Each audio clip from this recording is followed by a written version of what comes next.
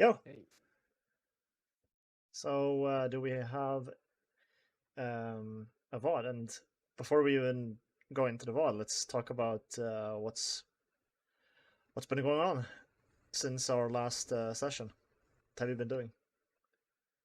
the last 2 weeks have honestly been kind of a roller coaster. Okay. There's been a lot going What's your overall takeaway from these past 2 weeks? on. I'd say overall positive, but there's a lot of highlights and a lot of very low points. So it's like the average is fine, but it's been all over the place. Right, that makes sense. What issues have you run into? uh, I think I'll give it to you as a bit of a timeline. Like it makes more sense in order if you get what I mean. Yeah. If it just lists the negatives, it won't be as apparent how significant they are. So like the previous week was like starting as a normal week, but like league-wise is going quite well. I was really focusing on that drill that you gave me. Mm-hmm. Um, I've been feeling really good doing the drill. Like it feels like I'm meditation routine. So Yeah. like that's 100%. very good. And my games on Ari have been amazing. Like I'm winning almost every single game. Even if I screw up majorly in the early waiting phase, I still somehow do well. So yeah, I think I win both of the games that I have the VODs of. Like, I'm consistently still not doing so well in lane, but I'm still like Yeah. making it work, which is cool. Yeah, that's nice. Um, Sunday, I had a really good game of League. It was a weird game. So I started off 0-3. Like, I died because of an invade, and then I got ganked level 2 by an Olaf and died again because I had no flash. And then I got ganked again at 7 minutes and died a third time. So, like, 7 minutes, I was like 0-3, 15 CS down, a level down. The enemy Syndra already had a lost chapter just because she got 4 assists. And the Olaf was like 0 and it was like 8-0. Oh, Jesus. This is a really bad start. And then like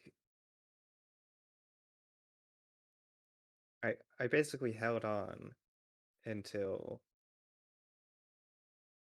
I was able to get some items. Like once I had Dark Seal boots and a Yeah. refill, I was able to survive lane a bit better. And then like the Olaf went for a risky invade and killed my jungler, but Jax was starting to get his items become scary. I came by, landed a charm, and Jax got that 1,000 gold shutdown, Yeah. which I think for me was mostly just like an attitude shift. Like I felt better because I have shut down the Olaf. And then like literally I got 18 kills before the next death, including a penta. Oh my lord. And I ended Okay. the game 21-4. Jesus. Yeah, no, I sounds wish I was like recording. it sounds like there's been a lot going on. Yeah. Anyways, that basically gets us up to now. Nice. Okay. Yeah, no, that sounds like you've done like so much in a short time span. And with regards to League, where do you feel what do you feel we should talk about in this session? If we go I back think to League of Legends here. so. I think we should review the awareness thing. Like, go through some games and see what my awareness looks like. You know, Okay. there's clicks, so we should like even if I don't have abilities, we should at least see clicks, like what those look like. I'm still clicking on them, etc. I just so let me start with the RA games. I also have an Ash bot game, which didn't go very well. uh, and it might not be the most useful to look at, but let's start with the RA games.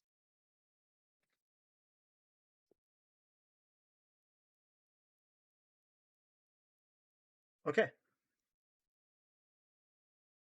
Right. Let's have a look here.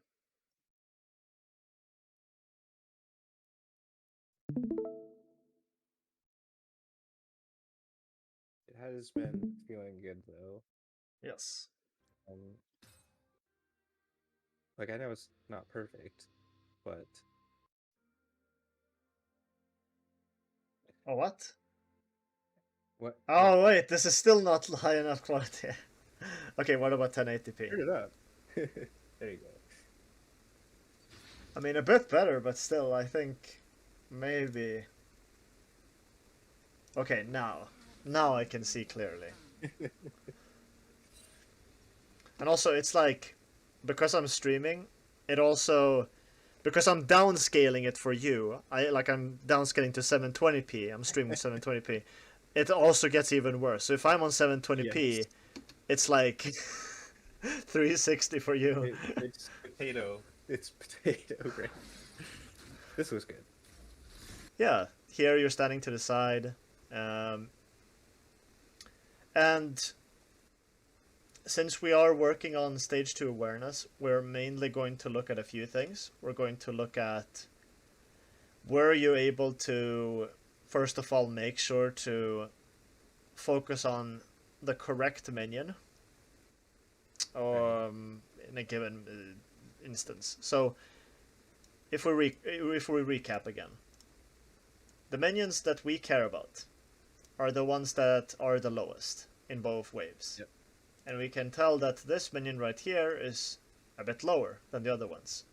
So as a result, this is probably going to be a lot more important. You can hit that one right now even because of the Yes. passive. Yes. So in every lane state, in every like moment to moment, so like doesn't matter how you sort of measure that in seconds, but basically in every single moment, there are basically 2 minions that are going to be important. And the rest are... Yes. And the rest aren't as important because they are not going to be as low. Sometimes you will have instances where multiple minions are low, but those are very far and few between. And obviously also depends on how you manage the wave. But regardless, generally speaking, 2 minions. And then the other thing that we care about is Echo. Yep. So you can probably last hit both of those actually because the passive is ridiculous, but he's definitely going to start with a lower one. Yes. So what we are looking at is how is your mouse moving? Because your mouse... Way over there right now. Yes. So you can tell by looking at your mouse and where you are sort of moving around and how you're moving your champion, whether you are actually aware of what's going on. Yeah. Okay. So, do you have any questions so far? Or is everything clear? Okay, I'm all good so far. Yes. Yeah. And right there we can see you traded. That was good. We've not missed a CS at this point, and you're also standing in a good position here, which means that he can't really get both. Yes. He has to use Q if he wants those, which would push the wave. Yeah. So overall, really nice. Yeah. So like in that situation, is just like I win the trade simply because he has to use Q to last hit. Yeah. Is that fair? Because it's not a last hitting ability essentially. So one thing to keep in mind is that you are allowed to punish certain types of abilities. So these abilities include stuff like Irelia Q, spammable abilities, Cassiopeia E. Yeah. Echo 2 And isn't really in that category. Like, he can use it off cooldown, but it's not like an auto attack replacement. sure, my point is though that like those are the kind of abilities that Yeah. you're able to punish because they're sort of like auto attacks basically. So Yeah. in this And situation, I do if the punish that one. if the idea here is to throw the Q on him, then we would preferably have liked to be further up. Yeah. But that's a spacing related issue. So Yeah, we'll focus on awareness, and yeah, the fact that I responded means I was aware. yeah, you were aware, yeah, definitely. So I agree. So And I was able to also get my last hit. yeah, yeah, and there you also timed it. I didn't even see that minion. What? Yeah, hiding So in the far, queue. so far haven't missed any CS, but now we're going to push the wave. You're doing a 3-wave crash. Everything makes sense. Unfortunate. Missed one CS. So But that's completely fine. Yep. And now we would like to let the wave push out here. Yep. All of this makes sense. Yep. We're standing far away, letting the wave move out a bit. Don't know about that Q. He definitely juked me, but there I was too early. Yep. Also a bit random right there. So if we look at those Qs there,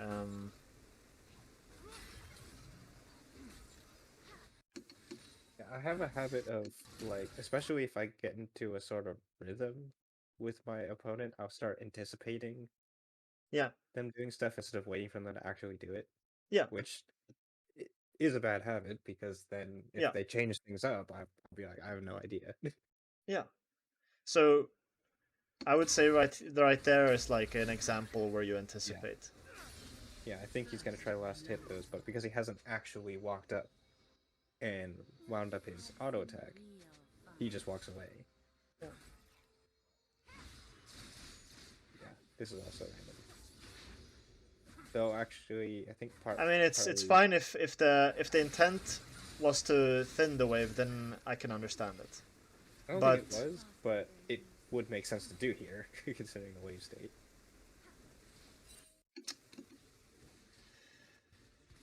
we are quite low on mana, and this also. I think I go back here. I can't remember. This is why, by the way, we want to really make sure to not overuse our mana too much.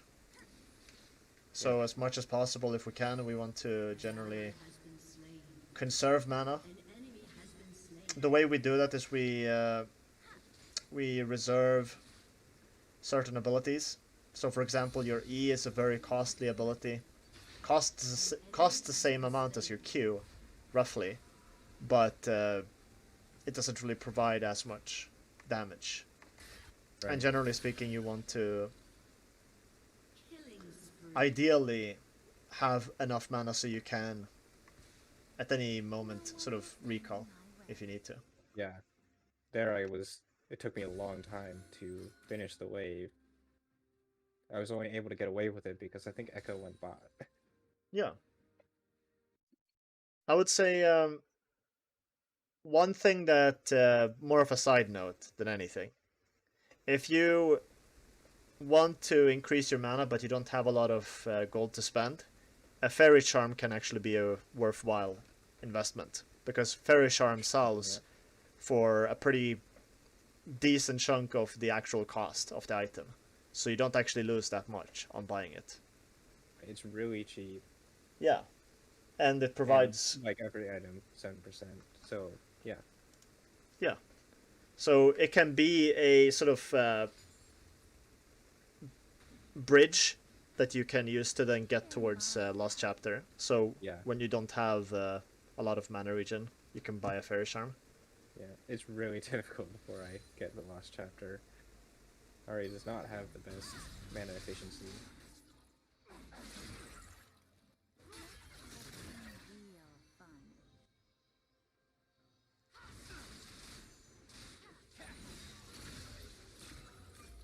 Okay.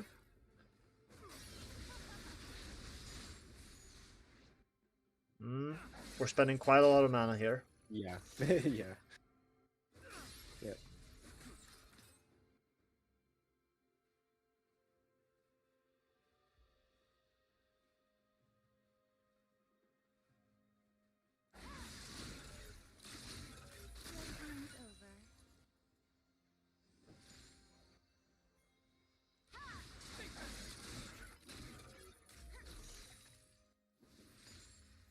There are some slight anticipations there.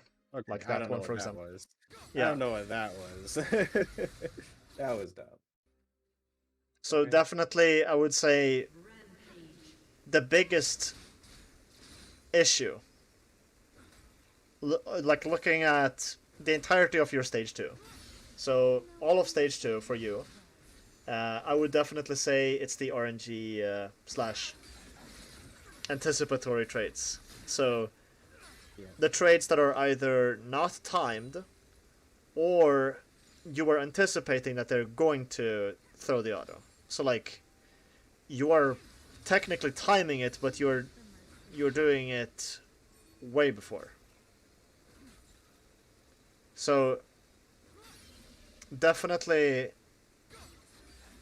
work on those. Wow. Okay. That was tens of HP.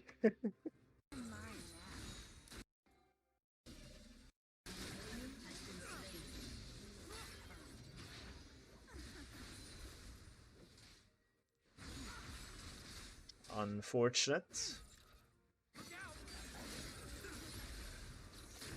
Ow.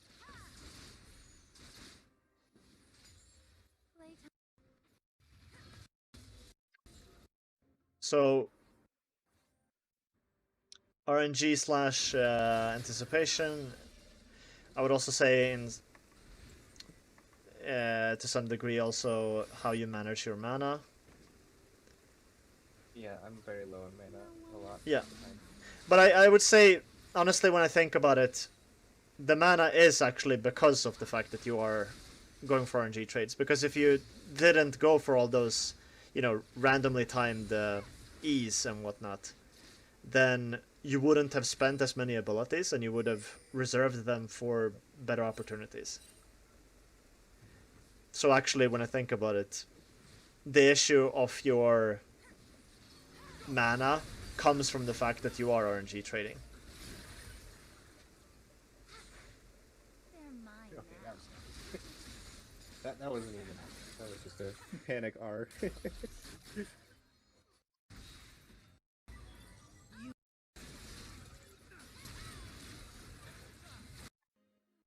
was just Unfortunate.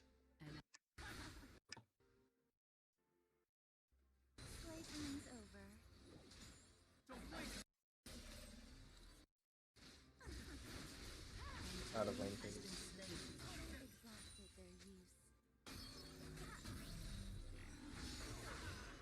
Yep. So we're going to speed up here, since I'm going to sort of go through the mid game and see what's left. So we're now going to actually look at how are you doing in mid game. Trend in my games is that I'm significantly missing stage 1 benchmarks. Like I might be 10 or even 15 CS short of both benchmark. I'm usually pretty close on the 5, maybe 5 to 10, maybe 5 off most of the time. What do you think is the reason? I think part of it is I'm spending a lot of effort really thinking about stage 2, so as much focus is going towards specifically making sure I get all the CS. But it's a little bit of just, cognitive load kind of thing. Another thing I think definitely is an impact is that in the beginning, what we saw is actually that because you were low on resources, Made uh, being minions hard at yeah, times. the minions died, and as you can see here, we lost. Yeah, we basically lost all of these minions right here. Yeah, we lost an entire wave, so 6 minions, and 6 minions. If you look at your I, score, I was only 2 off from the yeah. 5 minute goal. So I definitely think, and by the way, these 6 minions were caused by lack of mana because you couldn't wait to recall on a better wave. If you think about the normal pattern, we generally want to crash on the second wave, recall between the second wave and before the arrival of the cannon wave. Here we minimize the damage, we minimize the amount of lost CS to maybe like -1, and it lets us, of course, retain most of it. Now, because of the mana, this was not possible. You had to recall right here, which led to obviously losing this entire wave. Right. Moreover, the mana management goes back to RNG trades. RNG trades are basically trades, like I said before, which are not timed to anything. They are just randomly done, seemingly out of nothing. It's like you try to go for it and hope that it lands. That's an RNG trade. Then the second type of trade, which is anticipation. Anticipation is that you are thinking they're going to hit the minion, and so you are preparing by throwing it in advance, which gives the enemy an opportunity to avoid it, because they can see that you are throwing it as they are deciding if they want to hit or not. And because they are deciding, they can still choose in that moment to back off. But if you catch them in the act, when they are actually throwing the auto, and they have to throw it or else they lose the CS, then it becomes impossible for them to do anything about it without losing something. You are basically forcing their hand to either lose the CS or lose their HP. So the anticipation itself is fine. Like that's me reading them and understanding Yes, what they're probably gonna do. The but problem is trading on that when anticipation too yeah, soon can lead to you getting into mana issues, and the mana yeah. issues lead to poor recalls, which lead into losing CS, which leads into not hitting the benchmarks. You see how this is all connected? Yes. Yes. So, because you don't have a lot of mana, and because you are overusing it, overspending it due to the trades and due to like how much you use the abilities, it becomes really difficult for you to get good recalls in. And because you can't really get good recalls in, it's really difficult to hit the 5-minute benchmark. Yeah. Yeah, that sounds about right. Yeah. I have to do a lot of mana recalls, which don't feel good because I'm full health. Yep. And it makes perfect sense why you don't hit the benchmarks, because due to the fact that you are now working on stage 2, stage 2 will impact stage 1. It may feel like it's a stage 1 issue, but these are actually stage 2 issues, which cause you to feel like your stage 1 isn't quite there. Yeah. But it is because you are working on stage 2 that this is happening in the first place. And I would say these 6 minions are by far the biggest contributor. Obviously, you lost 6 CS due to other things. Yeah. Such as trades and whatnot. But most of the CS was lost right here. So definitely, I would say the big 5, you know, deaths, recalls, wave management, timing, so mistiming, 5 spacing. These are the big 5 for stage 1.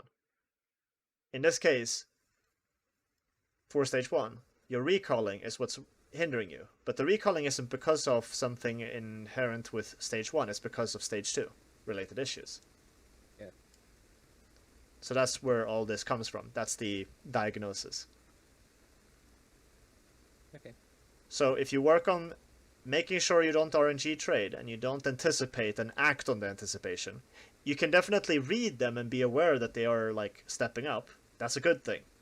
Definitely keep doing that. But you don't want to go too far where you now start acting on that anticipation and start to Right. like throw the trades too soon. Yeah. Because then you give them a chance to react and you give them a chance to like back off. So looking forward here,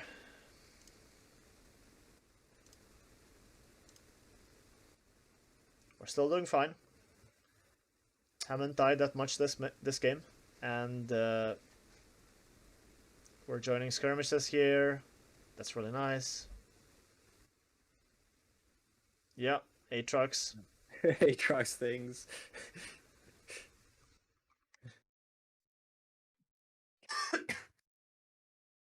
One of those champions that if you get too close, he's gonna lifesteal, and then you're dead.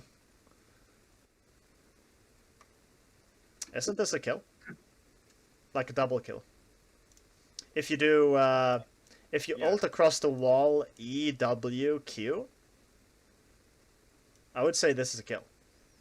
Yeah, I just didn't feel up for it. Yeah, that's fine. And also, I mean, you're playing Ari, like you're one of the safest assassins out there because you can not only go in, but you can also get out as well. Yeah, I just Lee Sin, Nautilus.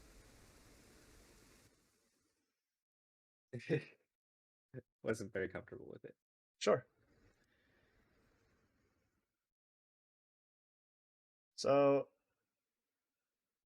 yeah, looking here, just want to make sure. Yeah, obviously still recording.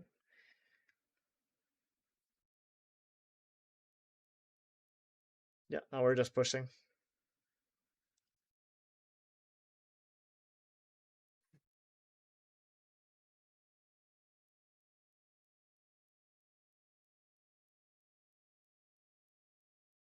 Oh, it's that game. Oh, this Aurelia was pigging me so much this game. Like that. So that thing where you saying I probably could have gone over the wall and killed both of them. Aurelia pigged me a bunch of times. Probably thinking the same thing. Like, why didn't you go in?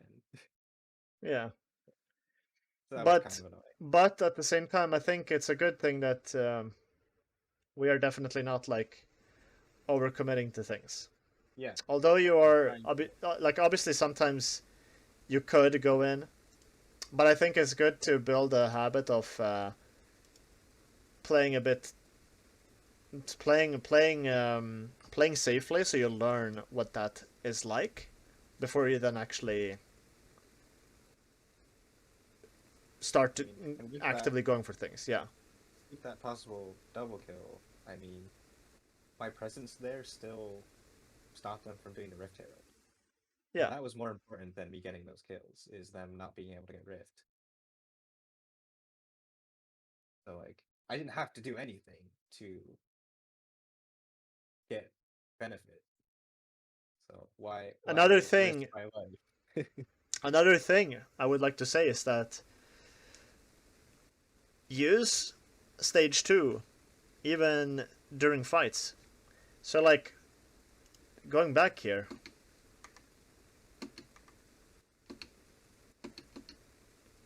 instead of using your E right away like you see right here, wait for them to get stuck in animation. That's what guarantees it so that you can actually land these charms. So it's not necessarily about being good at hitting skill shots, it's about throwing them at the right time. You see? By throwing them too soon, you're giving them an opportunity to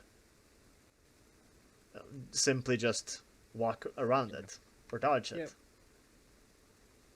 And just, I guess I haven't really been thinking about that very much. Because the idea is that it's basically not really guaranteed, because if they are good players, which eventually as you get better and better, you will face better and better players, and eventually, right, these things won't really work that well because you will face players who know how to dodge better than the players you're facing Yeah. now, and they will be able to avoid a lot of those abilities that you are throwing. So it is important to learn to fight the urge to like anticipate and act on that anticipation. You have to be patient, basically. Does that make sense? Yeah.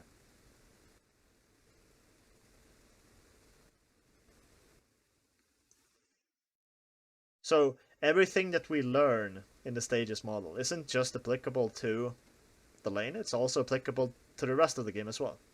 So these are things you can use during team fights to improve how you play out the team fights. So that's a big thing.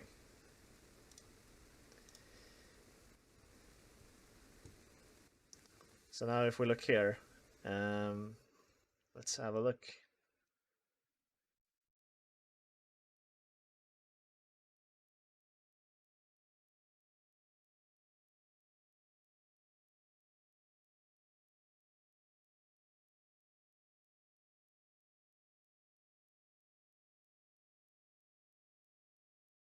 Yep. So far, so good. Um, yeah, Trying to make sure I have a minion advantage. yeah, that's good.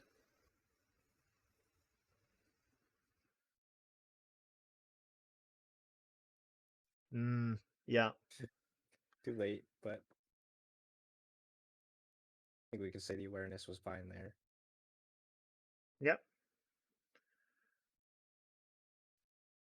I would say that your awareness is like it hasn't really you haven't really been unaware of what's going on. It's just that once Okay. again, right? We're half mana about what is that? Yeah, a minute in. A minute into the lane, we're already half mana. Yeah. So yeah, I am very confident in my diagnosis here. I think that you are overusing like the other abilities. I think your Q is by far the most valuable ability in your kit in the early game. Yeah. Your Definitely. E is more of a situational tool until you get Lost Chapter. It's so it it's something you can use. Now, one thing I haven't mentioned though is that you can actually buy Corrupting Pot. That is an option. Yeah.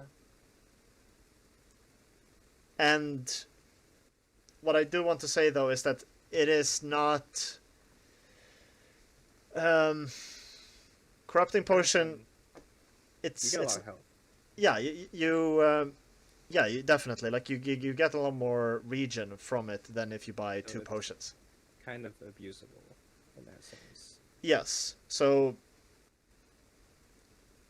I think that for now I think we want to learn to play without it because I don't think it will be a good idea to introduce that. I But have experimented with it on RE before, and it does feel like it can make a lot of sense, especially because Ari's mana is not great. yeah, no, I would say in an optimally, it would be probably better. But Yeah, I don't think that but matters. I should learn to do without Control it, your yeah, you should learn to control your mana without it before you actually start using it.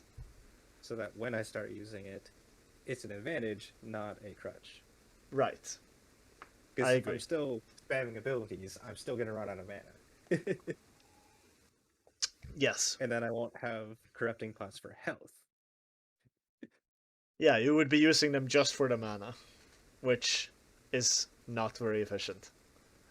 No.